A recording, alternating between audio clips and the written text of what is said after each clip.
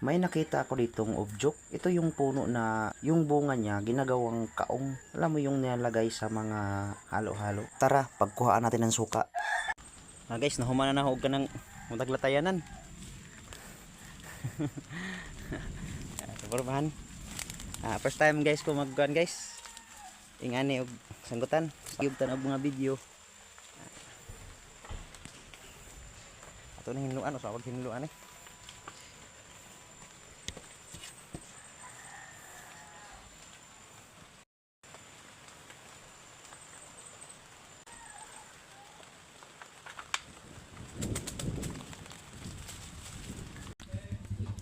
So kini guys, practice pa lang ni nako guys. Kung saon pagsanggot. Pero sa mga karaan, mga istorya-istorya, ngay-nganion kuno pagkuan.